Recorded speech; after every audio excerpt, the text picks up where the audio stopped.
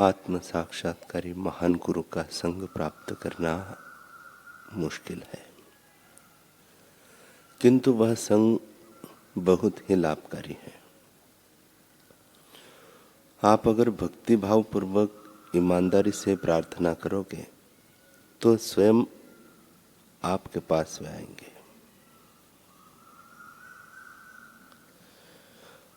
आप अगर आत्म साक्षात्कारी गुरु की सेवा करेंगे तो आपके मोक्ष की समस्या हल हो जाएगी। अगर पावनकारी आचार्य की सेवा में जीवन बिताओगे तो जीवन कृतार्थ हो जाएगा। महात्माओं का संग ईश्वर कृपा से ही प्राप्त होता है।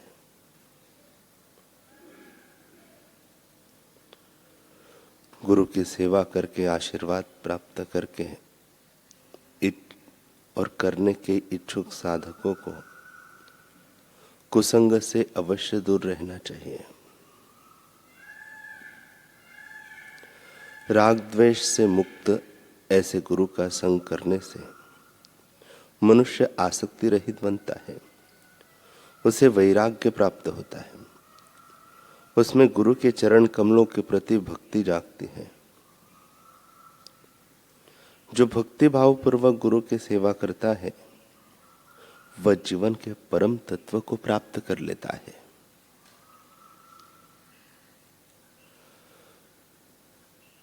गुरु की सेवा से साधक का मन किसी भी प्रकार के प्रयत्न के बिना ही अपने आप एकाग्र होने लगता है।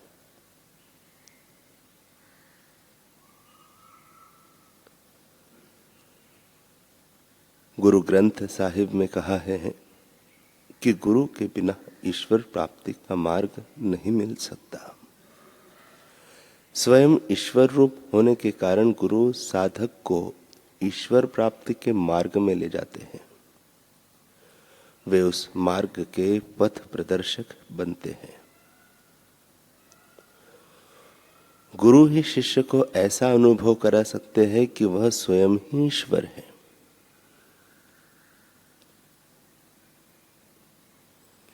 दैवी गुणों का विकास करने वाला महान रहस्य गुरु भक्ति में निहित है। गुरु के दर्शन अंधकार का सर्वथा नाश करते हैं और असीम आनंद देते हैं।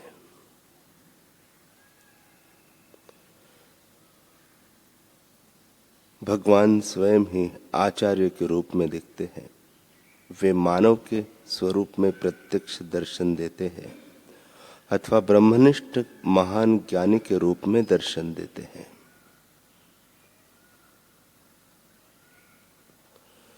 सच्चा एवं स्थायी सुख बाहर के नाशवंत पदार्थों से नहीं है, अपितु गुरु शरण योग का आश्रय लेने से मिल सकता है। गुरु भक्ति योग सब विज्ञानों में श्रेष्ठ विज्ञान है। गुरु शरण में आश्रय लेकर प्रेरणा पाओ। जीवन मधुर फूल है जिसमें गुरु भक्ति मीठा शहद है।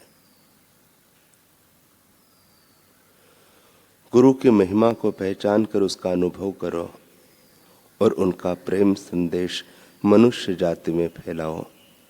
ऐसा करने से गुरु की कृपा आप पर उतरेगी। आंध्र प्रदेश के मंत्रालयम गांव में एक प्रसिद्ध संत हो गए राघवेंद्र स्वामी।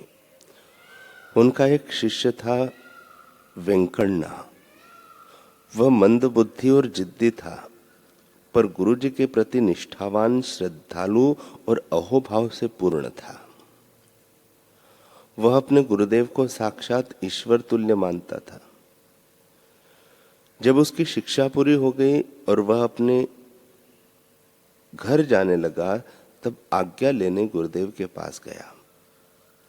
उस समय गुरुजी स्नान कर रहे थे।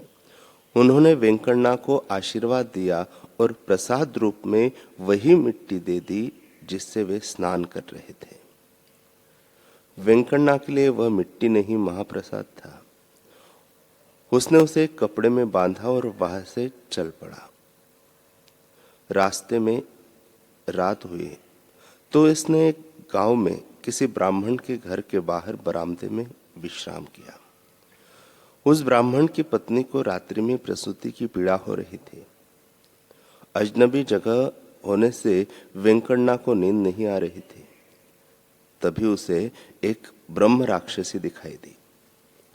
वह घर के अंदर जाना चाह रही थी, पर दरवाजे के पास गुरुजी की दी हुई मिट्टी की पोटली रखी होने से वह अंदर नहीं जा पा रही थी। उसने वेंकन्ना से कहा कि इस कपड़े को यहां से हटा लो। वेंकन्ना ने गांठ खोलकर थोड़ी सी मिट्टी घर के चौखट पर बिखेर दी। ब्रह्म राक्षसी बोली, तुमको जो चाहिए वह दूंगी, लेकिन इसको हटा दो। वेंकन्ना ने उसकी परीक्षार्थ कहा, सोना ला कर दो। उसने क्षण भर में सोना ला दिया। ब्रह्म राक्षसी ने कहा, अब तो मुझे जाने दो, मैं अंदर जाकर जन्म लेने वाले बच्चे को खाऊंगी। वेंकन्ना ने चुटकी भर मिट्टी ब्रह्म राक्षसी पर फेंक दी, जिससे उस राक्षसी का देह नष्ट हो गया और उसकी सद्गति हो गई। बाद में वेंकन्ना वही सो गया। सुबह गृह स्वामी ने उनसे परिचय पूछा तो वेंकन्ना ने अपने और रात की घटना के बारे में सब बताया। ब्राह्मण ने कृतज्ञता पूर्वक कहा कि आज तक मेरे घर जो भी बच्चे जन्मे उनमें से एक भी नहीं बचा। आज आपके कारण हम इस पीड़ा से बच गए। वेंकन्ना ने कहा, यह तो मेरे गुरु जी का प्रसाद और प्रताप है।